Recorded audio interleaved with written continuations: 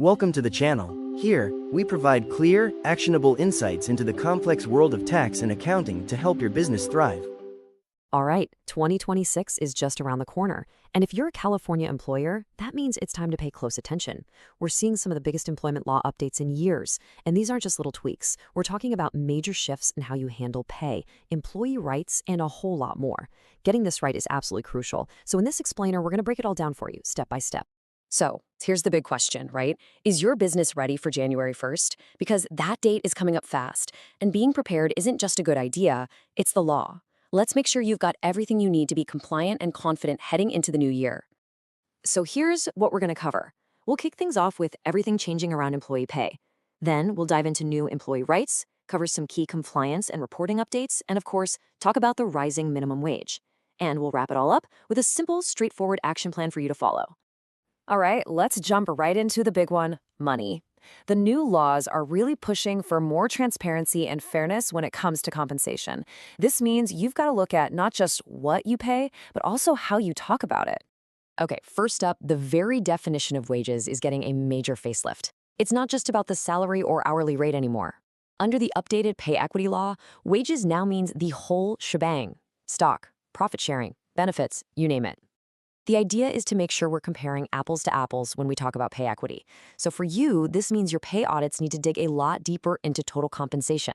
Now, this next change might look small on paper, but trust me, it is a huge deal. The pay transparency law used to say you had to post the pay range for the position.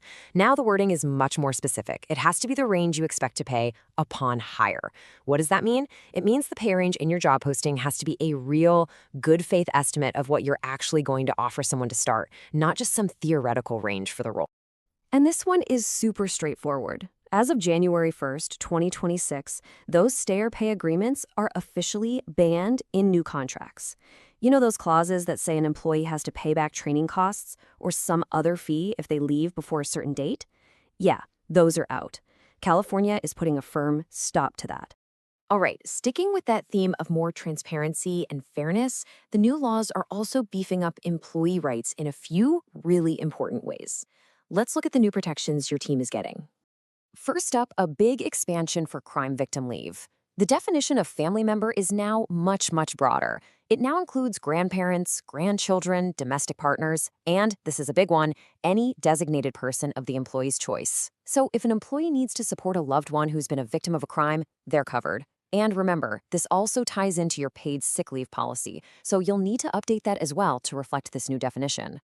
And speaking of transparency, your employees now have a right to see more of their own records. They've always been able to check out their performance files, but now they can also ask to see their education and training records that you have on file. It's all about empowering employees with a full picture of their history at your company.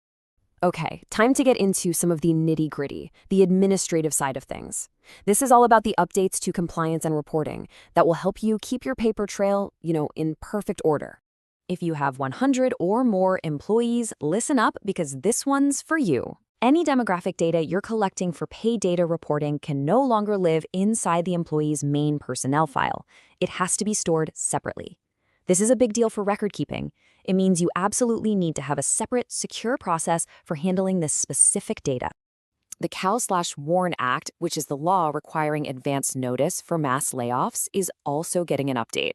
From now on, those notices have to be more helpful. They need to include specific info about resources for employees, like who to contact at the local workforce development board and how to get services arranged. It's all about providing a clearer, more supportive path for people during a really tough time. And now for the update that affects pretty much every single employer in the state, the minimum wage. It's going up, so let's get right to the new numbers you need to have plugged into your payroll system. And here it is. The new statewide minimum wage for California is jumping up to $16.90 an hour. That is the new floor. No matter where you are in the state, you can't pay less than this. But wait, there's more.